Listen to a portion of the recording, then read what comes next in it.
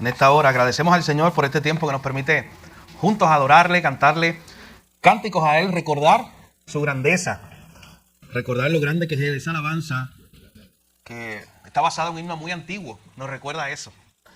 A veces usted ve una montaña, la ve a lo lejos y usted la ve relativamente pequeña. Es solo cuando usted se acerca que usted se da cuenta lo pequeño que es usted al lado de ese monte, de esa gran montaña. Gracias. Y así es con el Señor. A veces nosotros desde bien lejos podemos ver o creer que Dios es pequeño. Pero cuando usted se acerca a Él, en la palabra, cuando usted se acerca a Él en oración, es en ese momento que usted se da cuenta lo pequeño que es usted y lo grande que es Dios. Usted se da cuenta cuando, usted recuerda, o usted sabe cuándo fue que Isaías se dio cuenta de lo pecador que él era y de lo pequeño que él era, cuando se encontró frente al Señor 3 veces santo. Fue en ese momento ahí delante de Dios que él se dio cuenta de lo pecador que él era y lo pequeño que él era frente a un Dios tan y tan grande. Así que mis hermanos, qué bueno que podemos cantarle estas alabanzas al Señor recordando que Él es grande, que Él es poderoso. Especialmente en el tema que tenemos para hoy, continuando nuestra serie de sermones sobre la primera carta de Pedro. Hoy estaremos viendo el propósito del sufrimiento en manos de nuestro Redentor. Así se titula nuestro mensaje para hoy, el propósito del sufrimiento en manos de nuestro Redentor. Y es importante que esas dos cosas estén unidas. No solamente vamos a hablar del propósito del sufrimiento como algo aislado de Dios. Vamos a estar viendo lo que nos enseña el apóstol Pedro acerca del propósito del sufrimiento del creyente, pero en manos de nuestro Redentor. Yo le invito a que me acompañe a Primera de Pedro, capítulo 4, versículos 12 al 19. Con la ayuda del Señor, hoy culminaremos el capítulo 4 y ya nos preparamos para el último capítulo de esta carta. Así que le invito a que me acompañe para darle lectura a Primera de Pedro, capítulo 4, versos 12 al 19. Dice así la palabra del Señor. Amados, no os sorprendáis del fuego de prueba que os ha sobrevenido, como si alguna cosa extraña os aconteciese, sino gozaos, por cuanto sois participantes de los padecimientos de Cristo, para que también en la revelación de su gloria os gocéis con gran alegría. Si sois vituperados por el nombre de Cristo, sois bienaventurados, porque el glorioso Espíritu de Dios reposa sobre vosotros. Ciertamente de parte de ellos Él es blasfemado, pero por vosotros es glorificado. Así que ninguno de vosotros padezca como homicida o ladrón o malhechor, o por entremeterse en lo ajeno. Pero si alguno padece como cristiano, no se avergüence, sino glorifique a Dios por ello. Porque es tiempo de que el juicio comience por la casa de Dios. Y si primero comienza por nosotros, ¿cuál será el fin de aquellos que no obedecen al Evangelio? Y si el justo con dificultad se salva, ¿en dónde aparecerá el impío y el pecador? De modo que los que padecen según la voluntad de Dios, encomienden sus almas al fiel Creador y hagan el bien. Padre, gracias por tu palabra en esta hora. Gracias porque hoy la reunión de los santos, la reunión de tu iglesia, tú nos permites estar aquí, Señor, con el propósito de animarnos unos a otros con las verdades de tu Evangelio, con el propósito de levantar nuestros cánticos en adoración, en agradecimiento. Oh Señor, estamos tan agradecidos por lo que tú has hecho en nuestra vida. Gracias por una salvación tan grande que nos has regalado. Gracias por haber contestado nuestras peticiones esta semana, Señor. Gracias porque hemos visto tu fidelidad, hemos visto tu mano en nuestras vidas, en nuestras familias. En esta hora te pedimos que hables a nuestros corazones, que nos enseñes más por medio de tu palabra. Es en el nombre de Jesús que oramos y te lo pedimos todo. Amén.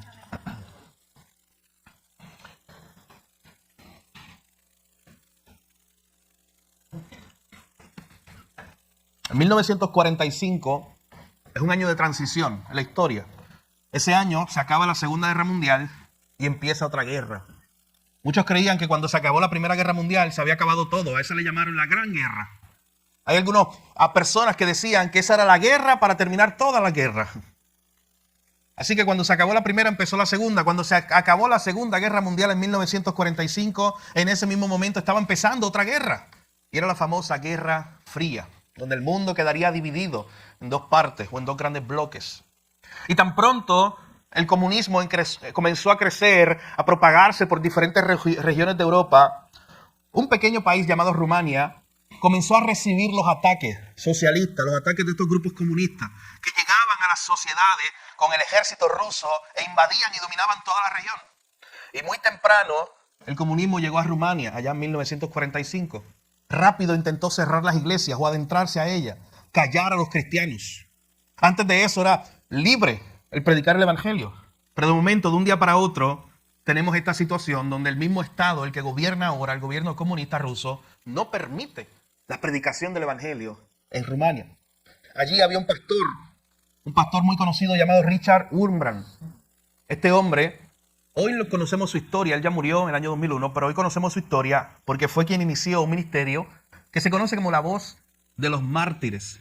Un ministerio que en los últimos años, en los últimos meses, ha hecho una gran labor por venir al mundo latinoamericano, incluso a Puerto Rico. Algunos de los de nosotros, nuestra hermana Rose ha estado cogiendo unos talleres con ellos. Y es un ministerio que busca concientizarnos acerca de la realidad que están viviendo estos hermanos, que son hermanos tuyos y míos, que es la iglesia nuestra. Y en vez de llamarle los cristianos perseguidos, se le llama nuestra familia perseguida. Porque son nuestros, son parte de nosotros. Y si ellos sufren, nosotros sufrimos con ellos. Pues este hombre, Richard Wurmbrand, estuvo 14 años preso por su fe. Y cuando tú empiezas a estudiar y a analizar un poco acerca de su historia, te das cuenta que cuando a él lo arrestan en 1948, lo separan de su esposa. A su esposa la envían al trabajo forzoso por 3 años. A él lo envían por 3 años a una cárcel en solitario. Escuche bien, esa era la mayor tortura. Que él estaba solo por 3 años. Él no tenía a nadie. Solamente interactuaba con los soldados que le llevaban la comida. Luego de eso, es movido a otro lugar. Estuvo 8 años más en una cárcel siendo torturado en gran manera. Hubo un momento donde esta noticia de que tenían un pastor atrapado en las cárceles comunistas en Rumania llegó a otros países del mundo y comenzaron a presionar para que liberaran a este hombre. ¿Y sabes qué? Los servicios policíacos comunistas comenzaron a sacar la falsa noticia de que él había muerto en la cárcel. Así que fueron donde su esposa y le dijeron, ¿sabes qué? Nosotros vimos cuando torturaron, mataron a tu esposo y lo enterraron. Pero eso era una mentira. Él estaba escondido en una cárcel donde una y otra vez lo estaban torturando. Luego de 8 años, por la presión internacional, él es sacado a la libertad con la amenaza de que no predicara más el evangelio. Pero tú sabes lo que él hizo.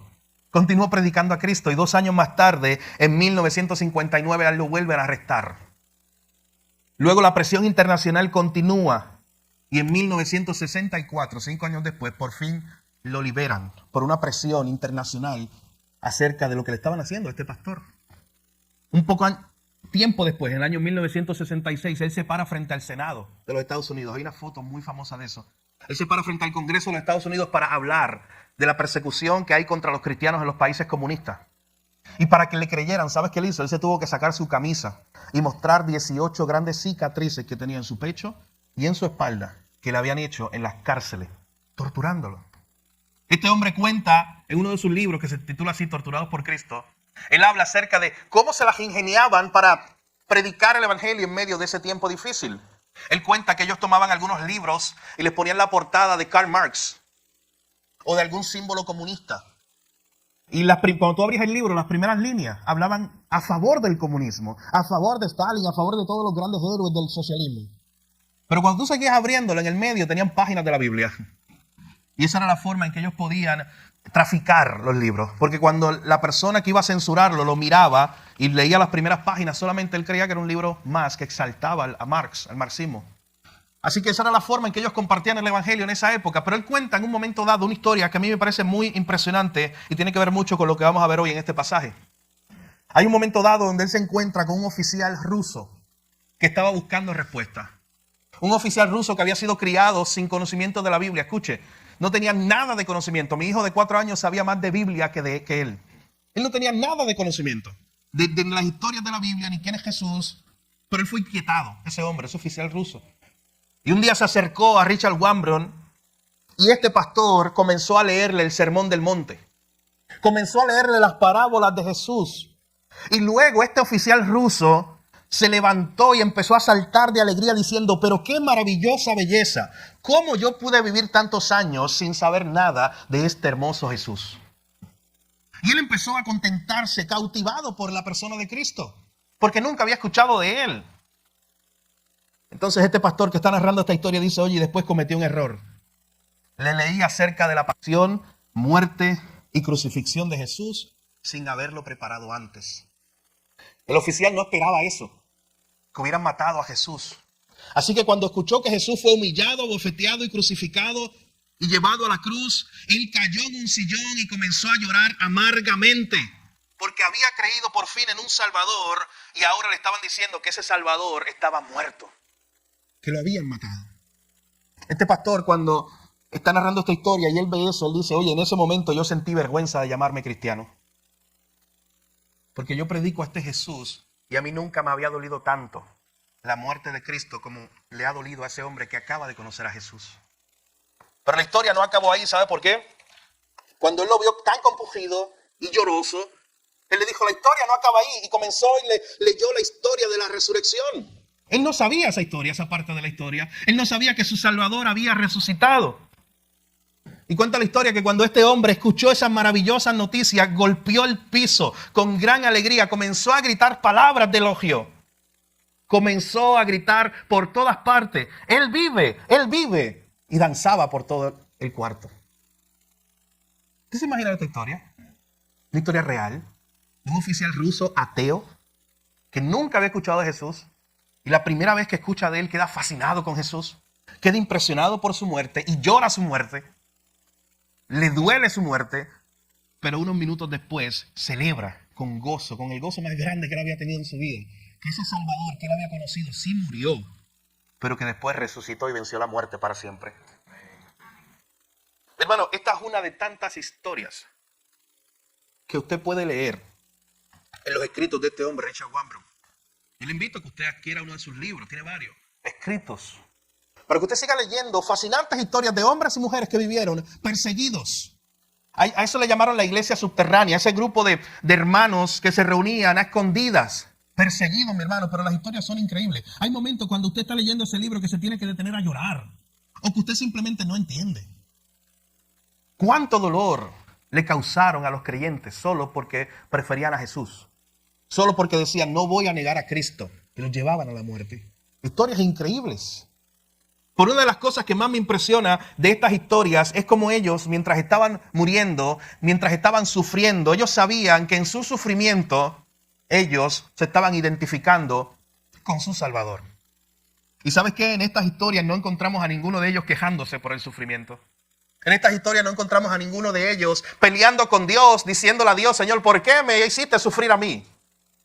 En estas historias encontramos a hombres y mujeres que en medio del sufrimiento encontraron esperanza en su Salvador. Y en esta mañana precisamente veremos el propósito del sufrimiento en manos de nuestro Redentor. Dios ha permitido que los creyentes, que su iglesia incluso, sufra persecución, sufra hostilidad en este mundo, sufra en este mundo caído. Mi hermano, pregúntese por qué Dios simplemente no coge a su iglesia y la puso como una esfera aparte, para que no fuera tocada por los elementos de este mundo caído. Porque Dios ha permitido que su iglesia también sufra aquí en este mundo. ¿Qué nos estaba enseñando Dios? ¿Qué propósito tiene Dios al permitir el sufrimiento en la vida del creyente, en la vida de su iglesia? Ya la semana pasada habíamos estudiado la mitad del capítulo 4, el pastor Edgardo hizo el repaso, cómo debemos vivir mientras esperamos a nuestro Redentor. Ya Pedro ha hablado de un Cristo glorioso. Recuerden que desde el capítulo anterior Pedro comenzaba a presentar a Jesús diciendo, este es el que murió, pero el que también resucitó y luego está sentado a la diestra de Dios y tiene todas las cosas debajo de sus pies. Ese es el Cristo que él presenta. Lo primero que vamos a ver aquí en el versículo 12 en esta mañana es que los sufrimientos no nos deben sorprender. Los sufrimientos no deben tomar por sorpresa al cristiano. Miren lo que dice el versículo 12. Amados, no se sorprendan del fuego de prueba que se los ha sobrevenido, como si alguna cosa extraña os aconteciese. No se sorprendan por la persecución que están recibiendo, por la hostilidad del mundo. Pedro les está diciendo, no se sorprendan porque el mundo no los aplauda, ni los reciba. No se sorprendan por eso, por las pruebas que están llegando a su vida, como si alguna cosa extraña les aconteciese. No se sorprendan como si esto fuera algo que fue un accidente, esta prueba o este sufrimiento. No se sorprendan como si eso fuera algo que estuviera fuera del plan de Dios. Hermano, este texto no solamente implica que la iglesia no debe sorprenderse por los sufrimientos que va a enfrentar, sino que la iglesia también tiene que saber que estos sufrimientos, que estas hostilidades en contra de la iglesia, que las pruebas que vienen contra ti y contra mí, tampoco le toman por sorpresa a nuestro Salvador. Eso es lo que implica esa última parte cuando dice, como si alguna cosa extraña os aconteciese. Como si no fuera parte del plan. Pedro les está diciendo, oye, no se sorprendan. Esto es parte del plan. Dios, el Dios Salvador, el Cristo glorioso que murió, resucitó, está sentado a la diestra de Dios y que tiene todas las cosas bajo sus pies. Él tiene un plan y nada le toma por sorpresa. Mis hermanos, el creyente puede descansar en esta hermosa verdad de que Él tiene un Dios que conoce su sufrimiento, que conoce su dolor. De hecho, hay un salmo, el Salmo 56:8. De seguro usted lo ha escuchado, pero lo voy a leer en la Nueva Versión Internacional. Escucha lo que dice. Salmo 56:8. Dice, toma en cuenta mis lamentos. Es una oración del salmista David a Dios. Toma en cuenta mis lamentos. Registra mi llanto en tu libro. ¿Acaso no lo tienes anotado? ¿No tenés esta idea del salmista diciendo, Señor, tú conoces mis adversidades, tú conoces mi dolor, tú conoces mi sufrimiento, tú lo tienes anotado en tu libro? Hermano, Dios no es indiferente, a Dios no le toma por sorpresa cuando viene una prueba a tu vida. A ti te toma por sorpresa, a mí me toma por sorpresa, pero yo no la estaba esperando. Esta semana, cuando usted salga de aquí y comience la semana de trabajo con la familia, usted sabe que hay cosas que le estarán esperando que hoy no las sabe, hoy no las conoce. Pero llegarán situaciones difíciles, llegarán pruebas que probablemente a usted les tome por sorpresa. Pero para Dios no son sorpresa. ¿Sabes qué son para Dios? Propósitos de lo que Él está tratando de cumplir en su vida. De lo que Él está moviéndose para cumplir a través de esa prueba, a través de ese sufrimiento. Así que lo que primero que hace Pedro es recordarnos y recordarle a esta iglesia que los sufrimientos no nos deben sorprender. Estos no sorprenden a Dios, estos no son cosas extrañas para Dios, estos son parte del plan. Y por eso en el verso 12 Pedro le dice esta verdad. El salmista lo sabía. Dios, tú tomas en cuenta mis lamentos, tú registras mi llanto en tu libro, tú conoces mi prueba, tú conoces mi dolor. Hermano, si alguna vez tú dudas de cuánto Dios te conoce, lee el Salmo 139. Porque cuando tú estás leyendo el Salmo 139, verso a verso, parte por parte, te sorprende de cuánto te conoce Dios. De cómo Dios verdaderamente a Él no le sorprende nada de lo que tú hagas, ni nada de lo que llega a tu vida. Solamente una mirada por encima va a reflejar eso. Mire lo que dice el Salmo 139 desde el verso 1. Dice, oye Jehová, tú me has examinado y conocido. Tú has conocido mi sentarme y mi levantarme. Tú has entendido desde lejos mis pensamientos. Tú has escudriñado mi andar y mi reposo. Y todos mis caminos te son conocidos. Pues aún no está la palabra en mi lengua, y aquí, oh Jehová, tú la sabes toda. Detrás y delante me rodeaste, y sobre mí pusiste tu mano. Tal conocimiento es demasiado maravilloso para mí, alto es, no lo puedo comprender. ¿A dónde me iré de tu espíritu? ¿Y a dónde huiré de tu presencia? Si subiera a los cielos, allí estás tú. Y si en el Seol hiciera mi estrado, he aquí, allí tú estás. Si tomare las alas del alba y habitar en el extremo del mar, aún allí me guiará tu mano y me asistirá tu diestra. Si dijere, ciertamente las tinieblas me encubrirán, aún la noche resplandecerá alrededor de mí. Aún las tinieblas no encubren de ti, y la noche resplandece como el día. Lo mismo te son las tinieblas que la luz. ¿Usted sabe lo que está diciendo ese pasaje? Que incluso cuando nosotros estemos rodeados en tinieblas, incluso en un momento como ese, nosotros no estamos fuera del ojo de Dios. Y cuando regresamos a Pedro con esta idea que él está tratando de enseñar a su iglesia, diciéndole, no se sorprendan, como si alguna cosa extraña, como si esto no estuviera planificado. Ustedes están en las manos de Dios. Miren quién es su Dios en los versos anteriores. Es el Cristo exaltado, el que domina sobre todo, el que tiene toda autoridad, el que nada le toma por sorpresa. Así que en primer lugar, Pedro le está escribiendo a esta iglesia y les recuerda esta verdad. Los sufrimientos no nos deben tomar por sorpresa. Vivimos en un mundo caído y muchas veces son parte del plan de lo que Dios está permitiendo, de lo que Dios está haciendo. A Él no le toman por sorpresa y a su iglesia tampoco le deben tomar por sorpresa. En segundo lugar, vea conmigo el verso 13. Nuestros sufrimientos nos hacen partícipes de los sufrimientos de Cristo. Dice el versículo 13, sino gozaos por cuanto soy participantes de los padecimientos de Cristo, para que también en la revelación de su gloria os gocéis con gran alegría. Mi hermano, Pedro está diciendo, ¿sabes qué? Cuando ustedes estén sufriendo, eso puede ser causa de gozo porque ustedes están identificándose con un Salvador que sufrió también. Y es porque ustedes tienen que tener la mirada en la meta, la mirada en las cosas de arriba, como decíamos la semana pasada. Mi hermano, dice Hebreos capítulo 12 que cuando Cristo fue a la cruz, Él fue encaminado, él fue enfocado por el gozo que estaba puesto delante de Él. Dice Hebreos capítulo 12. O sea que Él ya sabía lo que venía después. Cristo fue a la cruz, escuche bien, con la certeza de que después venía la resurrección. No piense que Jesús estaba dudando de su Padre. No piense que Jesús estaba dudando de que la cruz era su final. Jesús fue a la cruz sabiendo el plan. Mi hermano, Pedro está animando a esta iglesia de que cuando estén sufriendo, ellos pueden gozarse, porque aún en medio del sufrimiento, ellos están en la página 135 del libro. Pero ya está escrito el final. Y si ya está escrito el final, donde el creyente obtiene la victoria, él puede gozarse. Puede ser causa de gozo para él. Así que es por eso que Pedro le dice, gócense. Por cuanto ustedes están participando de los padecimientos de Cristo, ustedes se están identificando con su Salvador. Él es su modelo. ¿No recuerdan aquí mismo en 1 de Pedro capítulo 2, versículo 21? ¿Recuerdan cuando Pedro le dice estas palabras a su iglesia? Pues para esto fuisteis llamados, porque también Cristo padeció por nosotros, dejándonos ejemplos para que sigáis sus pisadas. Mi hermano, nosotros, lo dijimos ya hace como 4 domingos atrás, nosotros estamos siguiendo las pisadas de un Salvador sufriente. Nosotros estamos llamados a seguir las pisadas de uno que tomó la cruz, que estuvo dispuesto a morir, a entregarse por otro. Y el llamado que Primera de Pedro trae aquí en este capítulo 4 es a identificarnos, a ser partícipes con los sufrimientos de Cristo. Mi hermano, piensa en esta mañana, ¿estás tomando tu cruz? Porque tú sigues a un Salvador que tomó su cruz.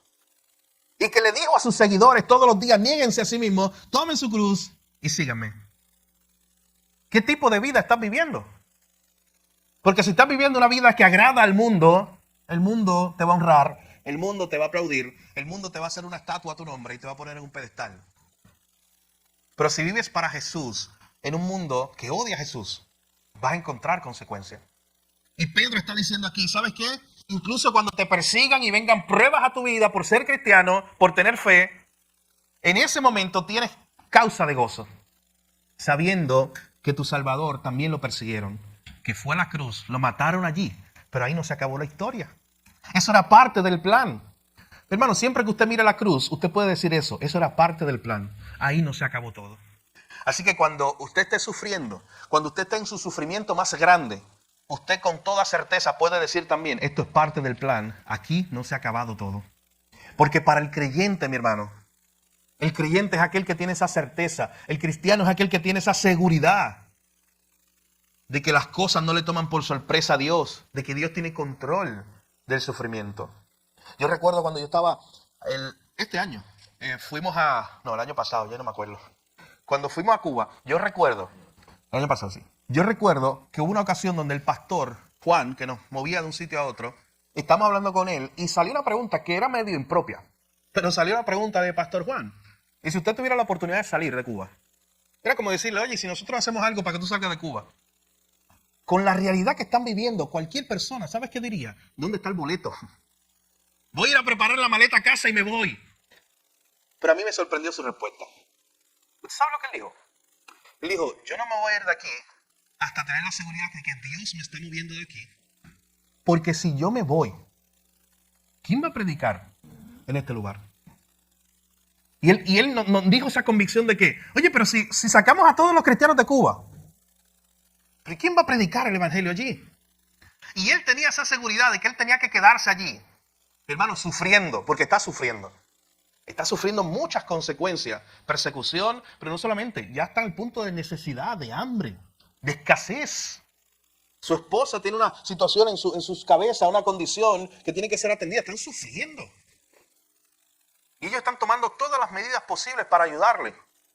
Pero este hombre tiene una convicción muy grande de que Dios lo llamó a Cuba, no a New York. Y de que mientras Dios lo tenga ahí con convicción, allí él va a ser firme y predicar el evangelio. Mi hermano, ¿y sabes cómo él lo hace? Es uno de los hombres más alegres que yo he conocido en mi vida. El pastor Juan, cuando usted lo conoce, él siempre se está riendo. Una cosa increíble. Él tiene más causas para llorar que tú y que yo. Pero tú y yo lloramos más que lo que él llora. Tú y yo nos quejamos más de lo que él se queja. Siempre se está riendo. De hecho, yo no me imagino a él serio ya. La imagen que yo tengo en mi mente, saca los dientes y se ríe con todos sus dientes. Es una persona así. Ese es el pastor Juan. Gozándose aún en medio del sufrimiento. Sabiendo que Dios lo llamó allí. Y sabiendo que Dios iba a estar con él. Y sabiendo que ahí, mientras él está sufriendo, él está siguiendo los pasos de su Salvador que tomó una cruz. Hermano, los sufrimientos, nuestros sufrimientos nos hacen partícipe de los sufrimientos de Cristo. Nuestros sufrimientos no nos deben tomar por sorpresa porque no le toman por sorpresa al Señor. Y el pastor Juan sabe eso. Y por eso él está confiado en Dios cada día mientras predica el Evangelio. En tercer lugar, nuestros sufrimientos nos permiten experimentar el cuidado del Señor. Escuche bien, nuestros sufrimientos nos permiten experimentar de primera mano el saber que yo tengo un Dios que me cuida. Cuando yo estoy como una ovejita herida, qué bueno saber que el Señor, que es mi pastor, me toma en su mano y me cura. Mi hermano, si tú no estás enfermo, tú nunca vas a experimentar eso. Pero si tú estás enfermo, si tú estás pasando por sufrimiento o estás herido, vas a experimentar cuando un doctor te cura. Y así ocurre con nosotros. Somos esas ovejas del Señor que son enviadas en medio de lobos. Escuche bien, a nosotros no se nos envió en medio de otras ovejitas que eran como nosotros. Cristo dijo, yo los envío. ¿Sabes algo que me encanta de Jesús? Que siempre, Él mismo es la verdad. Él fue honesto. Él dijo, en el mundo tendría aflicción, pero confía en mí que yo vencí al mundo. Él dijo, yo los envío como a ovejas en medio de lobos. Imagínate esa oveja en medio del lobo siendo herida, pero su pastor cuidándola, sanándola, llevándola sobre sus hombros. Es que nuestros sufrimientos, mis hermanos, nos permiten experimentar de una manera especial el cuidado del Señor. Miren lo que dice ese versículo 14. Especialmente la primera parte dice, si sois vituperados por el nombre de Cristo, sois bienaventurados, porque el glorioso Espíritu de Dios reposa sobre vosotros. Hermano, este texto nos llama bienaventurados. Pedro, ¿usted sabe qué? Había escuchado esto antes. Fue Cristo mismo que en el monte de la bienaventuranza, allá en Mateo capítulo 5, había dicho que nosotros somos bienaventurados y había usado esa misma palabra cuando nos vituperen. Mire lo que dice Mateo capítulo 5, versículo 10 al 12. Cristo ya había dicho, había enseñado esta verdad. Mateo capítulo 5, versículos 10 al 12 dice, bienaventurados los que padecen persecución por causa de la justicia, porque de ellos es el reino de los cielos. Bienaventurados soy cuando por mi causa os vituperen. Es lo mismo que está diciendo Pedro. Bienaventurados cuando por mi causa os vituperen y os persigan y digan toda clase de mal contra vosotros, mintiendo. Gozaos y alegraos, porque vuestro galardón es grande en los cielos, porque así persiguieron a los profetas que fueron antes de vosotros. Noten que el llamado de Jesús era gózate, el mismo llamado de Pedro. Gózate y alégrate en medio de la adversidad, incluso cuando te persigan, porque tu galardón es grande en los cielos. En otras palabras, no ponga tu mirada aquí en la tierra, pon tu mirada en el galardón. Mi hermano, Pedro aprendió tanto de Jesús, especialmente esta enseñanza, que si usted recuerda, Pedro empezó su carta hablando del galardón que tiene el creyente en los cielos. El capítulo 1 de Pedro es cuando nos habla de esa herencia, ¿recuerdan? Esa herencia incontaminada. Esa herencia que está lista, esa salvación que está ya segura para el creyente. Así que nos dice ese versículo 14 que si somos vituperados por el nombre de Cristo, si somos perseguidos, somos bienaventurados. Y mira la razón que da. Porque el glorioso Espíritu de Dios reposa sobre vosotros. Usted sabe que es probable que Pedro está haciendo una alusión a un pasaje de Isaías, capítulo 11, donde se refería al Mesías y se decía que el Espíritu de Jehová iba a reposar sobre el Mesías, lo iba a capacitar, lo iba a fortalecer. En otras palabras, y otras partes de la Biblia nos enseñan eso. El mismo Espíritu que sostuvo a Jesús en sus momentos más difíciles es el mismo Espíritu que reposa sobre ti y sobre mí cuando estamos sufriendo. Yo hablaba con Carmen hace unos minutos, antes de comenzar, acerca de la persecución de los creyentes, de si nos tocara a nosotros y cómo íbamos a reaccionar. Y una de las cosas que estábamos hablando precisamente era esa. Era esta idea de, oye, ¿cómo es que estos cristianos soportan tanto dolor? ¿Cómo es que estos cristianos ven a sus familias morir allí? ¿Cómo ellos pueden descansar en el Señor en medio de ese dolor? Hermano, por lo que dice este verso 14, el Espíritu de Dios reposa sobre aquellos que están siendo perseguidos, sobre aquellos que están sufriendo. De alguna manera que nosotros no podemos explicar, el Espíritu de Dios le da una paz sobrenatural a estas personas para sufrir y descansar en Dios. Porque, mi hermano, no hay otra forma de explicarlo. No es algo humano el que una persona tenga tanto sufrimiento y pueda soportarlo. La única forma es que el Espíritu de Dios esté reposando sobre el creyente. En otras palabras, mis hermanos, no sufrimos solos. ¿Usted sabe qué te está diciendo ese verso 14? Que tú no sufres solo. Porque si tú tienes a tu Salvador, Él siempre está contigo. Él es un Salvador sufriente que sufre contigo, que envía a su Espíritu Santo para que repose sobre ti y te dé conforte, te dé ánimo, te sostenga en los momentos difíciles. Utilizando el lenguaje del Salmo 23, en el valle de sombra de muerte, Él va con nosotros. Él está con nosotros. Él nos conforta, Él nos sostiene. Eso es lo que dice ese verso 14 cuando dice que el glorioso Espíritu de Dios reposa sobre vosotros. Hermanos, no les tengas miedo al sufrimiento. Porque cuando llegue, aunque venga dolor, aunque vengan días difíciles sobre tu vida, tú tienes esta verdad a la cual te puedes aferrar. En ese momento tú puedes abrir la Escritura y recordar este versículo y decir, el Espíritu de Dios reposa sobre mí, me conforta, me sostiene en mi momento de más sufrimiento, en mi momento de más dolor. Así que nuestros sufrimientos, mis hermanos, no nos deben sorprender, porque no sorprenden a nuestro Señor. En segundo lugar, nuestros sufrimientos nos hacen partícipes de los sufrimientos de Cristo. Y por eso debemos estar gozosos, viendo la meta final, viendo la última parte de la historia. En tercer lugar, nuestros sufrimientos nos permiten experimentar el cuidado del Señor de una manera especial. Nos permiten ver al Espíritu Santo sosteniéndonos cuando ya no tenemos fuerzas humanas para seguir adelante. En cuarto lugar, nuestros sufrimientos nos permiten glorificar a Dios. Mire lo que dice la última parte del verso 14 hasta el verso 16. Dice, ciertamente de parte de ellos, los que nos persiguen, Él es blasfemado, pero por vosotros Dios es glorificado. Así que ninguno de vosotros padezca como homicida, o ladrón, o malhechor, o por entremeterse en lo ajeno. Pero si alguno padece como cristiano, no se avergüence, sino glorifique a Dios por ello. En el libro que les estaba comentando en la introducción, hay un momento donde se nos narra una historia muy interesante acerca de un grupo de soldados oficiales que habían arrestado a unos cristianos. Y cuando los arrestaron, una de las cosas que hacían con ellos era comenzar a humillarlos y era comenzar a decirles, no hay Dios. ¿Usted se imagina eso?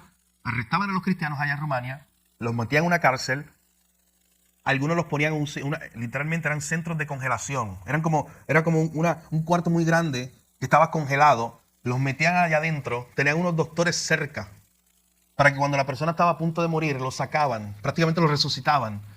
Cuando lo resucitaban, ¿sabes qué hacían? Lo metían otra vez, a punto de congelación. Así se entretenían. Yo les dije a mi hermano, usted lee un libro como este y verdaderamente uno llora del dolor, no siente el dolor de esta gente. Se goza por la fe que tienen, pero uno también sufre. De hecho, eso fue tan impresionante para este pastor que escribe el libro, que él dice, cuando él escribe este libro, él dice, mira, todavía a mí se me hace difícil abrir un refrigerador. Imagínense eso. Él todavía, ya habían pasado años y él todavía se le hacía difícil abrir un freezer porque su imagen era esa, por tanto tiempo siendo torturado de esa manera. Pero había un momento cuando tomaban a los cristianos, los metían en la cárcel, los golpeaban y el oficial ruso comunista empezaba a decirle, aquí no existe Dios y si existe un Dios soy yo. Y empezaba a blasfemar y obligaba a los creyentes a blasfemar contra Dios. Verdaderamente, mi hermano, los creyentes han sido llevados a través de la historia a padecer por Cristo. Y como dice ese verso 14, de parte de ellos, Cristo es blasfemado, pero por vosotros es glorificado. Mi hermano, nuestros sufrimientos pueden ser una plataforma desde la cual nosotros podemos glorificar a Dios. Nuestro sufrimiento puede ser un lugar, mi hermano, donde nosotros podemos levantar un altar para adorar a Dios. Y aquí Pedro le está recordando, se lo recuerda dos veces entre el verso 14 y el 16, que en medio del sufrimiento nosotros podemos glorificar a Dios. ¿Sabes cómo esta gente glorificaba a Dios? Cuando, a pesar de la tortura, ellos seguían con su confianza puesta en Él. Cuando aún a pesar del dolor, ellos seguían confiando en el Señor, sin descansar. Ellos glorificaban a Dios. Cuando le decían, Dios no existe, o Dios soy yo, los guardias, cuando le decían eso, ellos los miraban y le decían, no, hay un solo Dios, y es Jesús, mi Salvador. De esa forma ellos glorificaban a Dios. Es como el apóstol Pablo, no sé si ustedes recuerdan cuando el apóstol Pablo comienza su carta de Filipenses capítulo 1. Él comienza esa carta, y llega un momento donde él dice, o por vida o por muerte, Filipenses 1:20, Cristo va a ser magnificado en mí. En otras palabras, recuerden que cuando Pablo escribe Filipenses, él no sabe si él va a salir de la cárcel o no. Y él está diciendo, yo estoy aquí en una cárcel sufriendo. No importa si Dios me da la vida o viene la muerte sobre mí. Como quiera, Cristo va a ser magnificado. Cristo va a ser glorificado. Más personas van a conocer a Cristo a través de esta situación. Así que mi hermano, nunca desperdicie los tiempos de prueba, los tiempos de sufrimiento. Porque son momentos en los cuales usted puede glorificar a Dios. En los cuales usted puede depender más de Dios y eso le traerá gloria a Él. Son momentos donde usted puede ver a Dios más grande. Lo cantamos hace unos minutos aquí. Cuán grande es Dios. Son esos momentos de sufrimiento y prueba que nos permiten glorificar al Señor. En quinto lugar, nuestros sufrimientos revelan nuestra fe. Miren lo que Pedro dice ahora entre los versos 17 y 18. Nuestros sufrimientos revelan nuestra fe. Dice el verso 17, porque es tiempo de que el juicio comience por la casa de Dios. Y si primero comienza por nosotros, ¿cuál será el fin de aquellos que no obedecen el evangelio de Dios? Y si el justo con dificultad se salva, ¿en dónde aparecerá el impío y el pecador? Pedro ahí está en ese verso 18 citando un proverbio, el proverbio 11:31. Pero piense por un momento, mis hermanos, Pedro está diciendo que nuestros sufrimientos revelan nuestra fe. Muchos estudiosos de la Biblia se han preguntado por qué rayos Pedro hace esto. Hablando del sufrimiento y de momento habla del juicio de la casa de Dios. Si le está hablando a los cristianos que están sufriendo, le está hablando a la iglesia. ¿Por qué une estos versículos aquí, los versos 17 y 18? Claro, Pedro está siendo inspirado por el Espíritu Santo y había algo que el Señor quería enseñarnos. Y es que, mis hermanos, nuestros sufrimientos revelan nuestra fe. ¿Usted sabe qué estaba diciendo Pedro? Que cuando sufrimos, nosotros mostramos lo que hay en nosotros. Cuando sufrimos, nosotros mostramos nuestra teología. Tu teología tú no la muestras cuando estás bien contento y todo está bien. No, la muestras cuando estás sufriendo. Tu concepto de Dios no lo muestras cuando todo está bien. Lo muestras cuando todo está mal, pero aún en ese momento sigues creyendo en un Dios poderoso, un Dios bueno, un Dios grande. Es en el momento de dolor y sufrimiento que se revela nuestra fe, si realmente confiamos en Dios o no. Hermanos, verdaderamente las pruebas nos prueban nuestra fe. En el libro de Deuteronomio, el Señor le dijo al pueblo que Él los llevó al desierto para probar lo que había en su corazón. Dios permite en su soberanía, mis hermanos, que haya sufrimiento en este mundo y que incluso su iglesia sea parte de eso. Y Dios, que va a juzgar al mundo al final de todas las cosas, ¿sabe por dónde comienza? Dice Pedro. Comienza por su iglesia o comienza por el grupo que está en la iglesia. En otras palabras, es a través del sufrimiento que se iba a mostrar si tu fe era genuina o no. Usted sabe que a través de la historia, 2000 años de historia registran muchas personas que afirmaban ser creyentes, pertenecían a la iglesia como una estructura. Pero cuando llegó la persecución, ¿sabes qué hicieron? Nunca lo volvieron a ver. Desaparecieron de la iglesia. Los momentos de persecución son como un filtro. Los tiempos que Dios permite sufrimiento, aún en su iglesia, mi hermano, son un filtro. Por eso, cuando tú vas a China, a países donde el cristianismo es muy perseguido, tú dices, oye, los que están aquí están porque saben lo que han creído. Porque ellos saben las consecuencias. Y con todo eso se quedan en la iglesia. Ellos conocen al Señor. Acá nosotros podemos acá en Occidente nosotros podemos engañar al sistema muy fácil. Pero mi hermano, es cuando aprieta la cosa, es cuando viene persecución.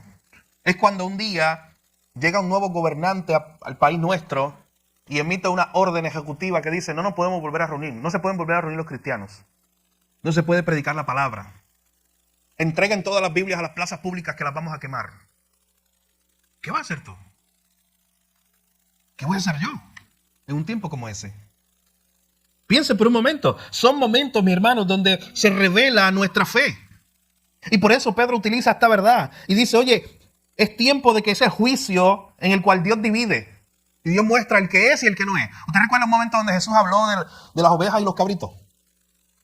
Esta idea donde se va a mostrar verdaderamente quiénes son. En otras palabras, Jesús siempre está purificando a su iglesia. Y Jesús permite, lo que Pedro le está diciendo, Jesús permite a veces apretar un poquito aquí y allá para que se demuestre quién es un verdadero creyente. No existen casi cristianos, no existen medios cristianos. Existen no cristianos, no cristianos. Gente que ha puesto su fe en Jesús o gente que están perdidos y no han puesto su fe en Jesús. El sufrimiento, mi hermano, revela en quién has creído. Tiempos de sufrimiento revelan si tú confías en Dios o no. Es muy fácil cuando hay vacas gordas. Usted sabe esa referencia. Cuando hay vacas gordas y todo está bien, es fácil decir Dios es bueno. Levantar mis manos y decir cuán grande es Dios. Pero mi hermano, cuando viene el tiempo de vacas flacas, cuando viene el tiempo difícil, cuando viene el tiempo de sufrimiento, ¿lo haremos con la misma pasión? ¿Levantaremos las manos y diremos cuán grande es Dios? ¿Cantaremos en mi vida ha sido bueno como cantamos hoy? Ese tiempo, mi hermano, de sufrimiento que va a revelar nuestra verdadera fe y es lo que Pedro quiere presentar aquí. Y entonces termina diciendo, oye, si es la iglesia y los creyentes están sufriendo, ellos son sostenidos por Jesús, pero ellos están sufriendo. Yo no quiero ver el resultado de lo que ocurre allá en el mundo. Es muy triste. Aquellos que mueren sin Jesús. Hermano, es muy triste aquellos que hoy están sufriendo y sufren sin Jesús. Porque usted está sufriendo igual, pero tiene la esperanza, pero tiene a Cristo. Pero qué triste que allá afuera hay tantos y tantas personas que están sufriendo igual o peor que usted, pero no tienen esa esperanza. No tienen a Jesús. Ese es el llamado nuestro. A anunciar las virtudes de aquel que nos llamó de las tinieblas a su luz admirable, a contarle a otros, a decirles, ven a Jesús. Él puede sostenerte en el sufrimiento porque Él también sufrió. Y por último, mis hermanos, veamos el verso 19. Nuestros sufrimientos no nos deben sorprender porque no sorprenden a nuestro Señor. Nuestros sufrimientos nos hacen partícipes de los sufrimientos de Cristo. Nuestros sufrimientos nos permiten experimentar el cuidado del Señor. Número 4, nuestros sufrimientos nos permiten glorificar a Dios. Número 5, nuestros sufrimientos revelan nuestra fe. Y por último, número 6, verso 19.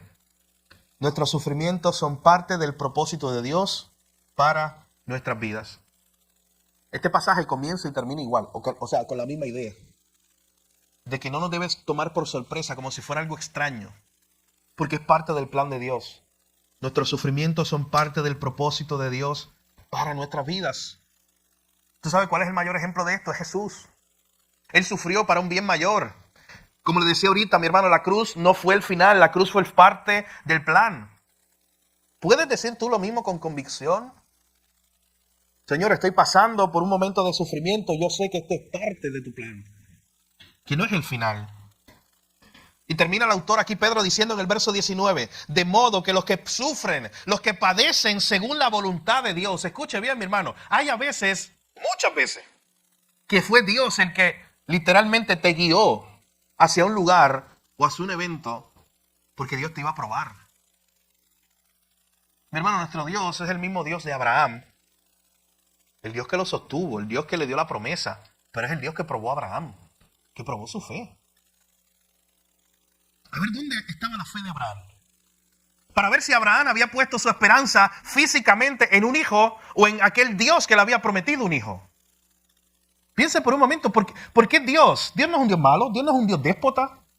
¿Por qué Dios le pide el hijo? Bueno, era una prueba. Ya Dios sabía lo que iba a ocurrir, pero era una prueba. Porque probablemente, ¿sabes cuál era la tentación de Abraham? Poner su esperanza en el hijo, en él, en Isaac. Él es el Salvador. Él es la promesa. Él es el regalo de Dios y eso que Dios me dio ahora se convierte prácticamente en mi Dios. Tenga cuidado con eso. Y entonces Dios le dice a Abraham, no, entrégamelo. Para probar su corazón, para probar su fe. Para ver si Abraham creía en el Dios que le había dado a Isaac. Tú sabes que la fe de Abraham fue tan grande. Luego en Hebreos 11 se nos dice que ¿sabes por qué Abraham fue tranquilo? Abraham tenía una fe tan grande en Dios que tú lo ves de dos maneras. Una, él le dijo a los que estaban allí con él, subiendo el monte, oye, nosotros subiremos, espérenlo aquí y bajaremos. Esperen aquí. O sea, él tenía una fe, una esperanza de algo que iba a ser Dios. Pero luego en Hebreos 11 se nos dice, mi hermano, que la fe de Abraham era tan y tan grande que él sabía que Dios era poderoso para resucitar a Isaac. Escuche bien. O sea, que si incluso llevaba a la muerte a su hijo, él sabía y confiaba en Dios y su fe estaba puesta en Dios, en que Dios lo iba a resucitar, porque Abraham sabía que Dios no es malo, que Dios no se contradice, que Dios no es perverso, que Dios es un Dios bueno y que Dios siempre cumple lo que promete. Y Abraham sabía que incluso si Isaac moría allí, como Dios es fiel, Dios lo iba a resucitar otra vez. Esa era la fe de Abraham, en medio de un tiempo de prueba. Y aquí se nos recuerda, en el verso 19, que nosotros en momentos de sufrimiento, cuando estamos sufriendo según la voluntad de Dios, porque Dios los ha permitido, debemos encomendar nuestras almas al fiel Creador. Noten el adjetivo que Pedro escoge para presentar a Dios ahí. Pudo haber dicho al buen Creador, porque lo es. Pero noten esta idea, al fiel Creador. Al que es fiel a su palabra. Al Dios que es fiel a sus promesas. Al Dios que es fiel a cumplir sus propósitos en su iglesia. Esa palabra encomendar es un término en griego bancario. Y era un término de la época de cuando usted tomaba sus ahorros, su dinero, y se lo encomendaba a lo que en ese tiempo era un banco. No existía el banco como lo conocemos hoy, pero era ese concepto de tú encomendar todos tus ahorros, tu riqueza, a alguien o a algo para que los cuidara. Y tú tenías la total certeza de que ese algo o alguien iba a cuidar. Tú le encomendabas eso, confiando en que te iba a cuidar tus ahorros. Y es la misma palabra que Pedro utiliza aquí. Encomienden sus almas. Encomienden sus vidas. Encomiéndense ustedes mismos al fiel Creador, al Dios que es fiel. Y hagan el bien. Miren cómo termina ahí diciendo esa última frase. El sufrimiento no es excusa para hacer el mal. ¿Usted sabe qué? Los que estaban muriendo al lado de Jesús, muchos de las personas que eran crucificadas en el tiempo de Jesús, ¿sabes que morían maldiciendo? Hay registros históricos que dicen que muchos de los que morían maldiciendo a las personas que estaban ahí. Algunos escupían desde la cruz y proferían muchas palabras perversas. Ellos estaban sufriendo y aún en esos últimos momentos de vida querían seguir haciendo mal. Y Pedro nos está diciendo aquí no. Ustedes están sufriendo, le están haciendo mal a ustedes. Ustedes sigan haciendo el bien. Ustedes sigan presentando a Jesús. Ustedes sigan amando como Jesús. Ustedes sigan mostrándole la bondad de Dios a gente que no le muestra la bondad de Dios a ustedes. A gente que los persigue. Mi hermano, el sufrimiento no es excusa para hacer el mal. El cristiano no tiene ninguna excusa para hacer el mal. Ni en los momentos más difíciles. Encomienden sus almas al fiel Creador, al Dios que todo lo puede, el Creador de los cielos y la tierra, al que sabe todas las cosas y que es fiel. Y que ha sido fiel desde la creación hasta hoy. Y que sí es fiel a los pajaritos. ¿Usted recuerda a Jesús hablando de eso? De cómo Jesús alimenta a los pajaritos. Que si es fiel a eso, ¿cuánto más no será con nosotros sus hijos? Encomienden sus almas al fiel Creador y hagan el bien, aun cuando estemos sufriendo. Aun cuando estemos pasando tiempos de prueba, tiempos difíciles. Pregúntate en esta mañana, hermano, si estás dispuesto a pasar por una prueba para glorificar a Dios. Pregúntate en esta mañana si tú puedes decir con toda convicción, Señor, te pido que me saques de este sufrimiento. Pero lo que tú haces siempre es mejor. Y si tú te estás glorificando en eso, Señor, yo estoy dispuesto a pasar por esa prueba. Si tú estás haciéndome crecer para que yo dependa más de ti, yo estoy dispuesto a pasar por esa prueba. Si a través de esta situación y este sufrimiento y esta prueba, tu nombre está siendo glorificado, Señor, yo pasaré por esta prueba. Yo pasaré por este sufrimiento. Para que tu nombre sea exaltado, para que tu nombre sea glorificado. ¿Sabes a qué se parece eso? Se parece a tu Salvador y el mío cuando allá en Getsemaní oró. Dijo, Padre, pasa de mí esta copa, pero que no se haga mi voluntad, sino la tuya. Si tú vas a ser más glorificado con que yo vaya a la cruz, ahí decía Jesús, pues a eso, yo voy a ir a la cruz. Si tú vas a ser más exaltado con que yo vaya y muera en la cruz, pues allí iré yo, Señor. Esa fue la oración de Jesús. Y debe ser la oración nuestra. Hermano, que el sufrimiento, la prueba en este mundo caído no le tome por sorpresa. Vivimos en un mundo caído, pero recuerde algo, este mundo no es nuestro hogar. No es es caído, el que vamos. El mundo al cual nosotros nos dirigimos, ese no es caído. Al mundo al cual nosotros nos dirigimos, ese cielo nuevo, esa tierra nueva, allí no hay pecado, allí no hay sufrimiento, allí no hay llanto, allá no hay dolor. Pero mientras vivimos en esta parte de la historia, aquí sí hay pecado, aquí sí hay llanto, aquí sí hay dolor. Y usted sabe que en esta vida nuestras risas son mezcladas con llanto muchas más veces de lo que nosotros quisiéramos. Hoy nos reímos y nos llega ahorita una noticia muy triste. Nuestras risas están mezcladas con llantos todo el tiempo. Pero ¿cómo entonces nosotros vamos a vivir en medio de este mundo de sufrimiento? Hoy hemos hablado de los propósitos del sufrimiento en manos de nuestro Redentor. Pero bueno, una cosa es sufrir solo, pero otra cosa es sufrir en las manos de nuestro Redentor. Con uno que sí sufrió, conoce nuestro dolor y nos puede sostener. Recuerde siempre ese verso 14. El Espíritu Santo reposa sobre nosotros mientras estamos sufriendo. Él nos da la fuerza, Él nos sostiene. Cuando ya no tenemos fuerza nosotros para seguir adelante, Él está con nosotros. Descansemos en esta verdad. Encomienda en esta mañana tu alma al Dios fiel, al fiel Creador.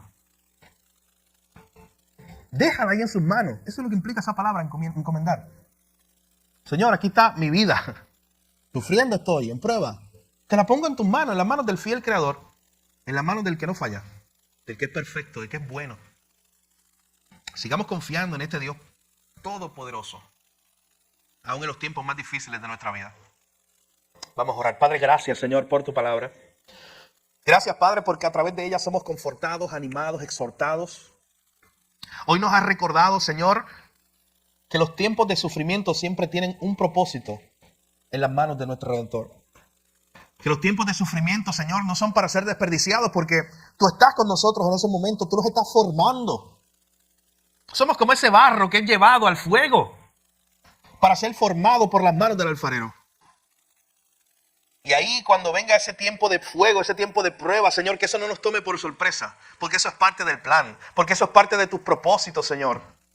Muchas veces nosotros no quisiéramos pasar por ahí. Muchas veces nosotros preferiríamos no tomar la cruz. Pero tu palabra nos muestra, Señor, a tomar tu cruz todos los días, sabiendo que tú eres el que nos sostiene. Oh, Señor, cuando miramos la cruz, podemos decir, eso es parte del plan. Ese no es el final. Oh, Señor, que así sea con nuestra vida en esta mañana. Que no importa el sufrimiento en el cual nos encontremos en este mundo caído. Que no importa la persecución, que no importa las pruebas, Señor. Podamos tener la convicción de que eso es parte de tu plan, eso es parte de tu propósito, pero ese no es el final. Porque el final lo tenemos seguro en ti. Una iglesia reunida, sin mancha, gloriosa, delante de ti por toda la eternidad, sin dolor, sin llanto, sin sufrimiento, estando contigo por toda la eternidad. Oh Señor, gracias por tu palabra. Que en medio del sufrimiento podamos encomendar nuestras almas al Dios fiel, al fiel Creador, al Creador de todas las cosas, al que tiene todo bajo sus pies. No hay un lugar más seguro para nuestras almas que ponerlas en tus manos. Que nunca dejemos de hacer el bien, Señor. Que nunca dejemos de apuntar nuestras vidas a ti, a tu gloria. Que podamos glorificarte a ti, gozarnos en ti, aún en medio del sufrimiento. Gracias, Jesús, te damos por tu palabra. En tu nombre oramos. Amén.